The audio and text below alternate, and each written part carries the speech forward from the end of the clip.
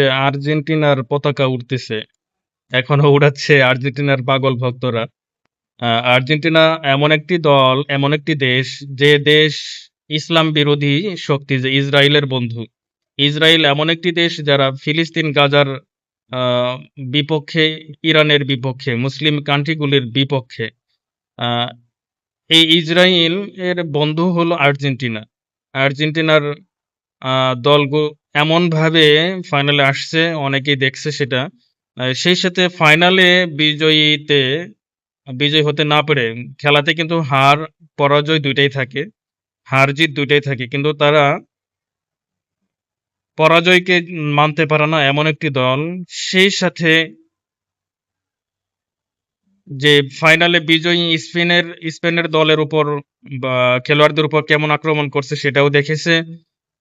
কিন্তু দেখেন, আমাদের বাংলাদেশের যে আর্জেন্টিনা পাগল ভক্ত, তারা ঘরের সাথে, গাড়ির সাথে, কিংবা নিজের শরীরের সাথেও আর্জেন্টিনার যে অঙ্কিত পতাকার অঙ্কিত ছবিগুলো তারা আঁকিয়েছে। সেই সাথে দেখেন, একটা পরাজিত দল, সে পরাজিত দলের পাগল ভক্ত দেখেন এখনো পর্যন্ত তারা পতাকা উড়াচ্ছে, পতাকা উড়িয়েই যাচ্ছে। দেখেন কি অবস্থা। আমাদের শরীর ভালো রাখার জন্য অবশ্যই খেলাধুলার প্রয়োজন আছে।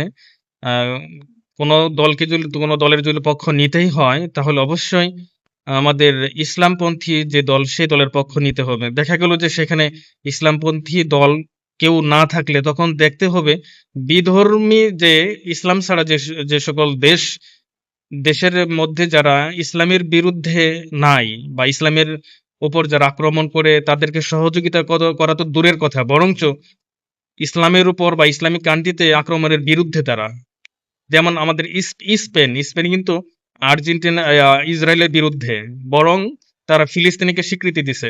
সেই সাথে স্পেন আহ, বিজয়ী লাভ হওয়ার পর, তারা বিজয়ী হওয়ার পর কিন্তু গাজার মুসলমানেরা, ফিলিস্তিনের মুসলমানেরা, এমনকি ইরানের যে রাষ্ট্রপ্রধান, ওনারা কিন্তু স্পেনকে অভিনন্দন জানিয়েছে। তা এই জন্য আমাদেরকে দেখতে হবে যে মুসলিম কান্ট্রি আছে কিনা। যদি মুসলিম কান্ট্রি না থাকে, তাহলে তারপরে দেখতে হবে যে যারা বিধর্মী রাষ্ট্র হলেও তারা ইসলামিক দেশের উপর আক্রমণ করে কিনা।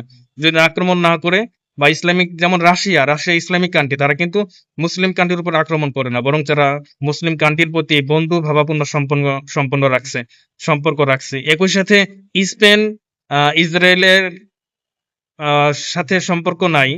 আহ, তারপরে আমাদের ফিলিস্তিনের যে স্বীকৃতি, সেটা কিন্তু তারা দিছে। তো যাই হোক, আমাদের দেশের পাগল আর্জেন্টিনা ভক্তগুলো, ওনাদের জন্য দোয়া, আল্লাহ তাআলা ওনাদেরকে হেদায়েত দান করুক, পরিপূর্ণ বুঝ দান করুক।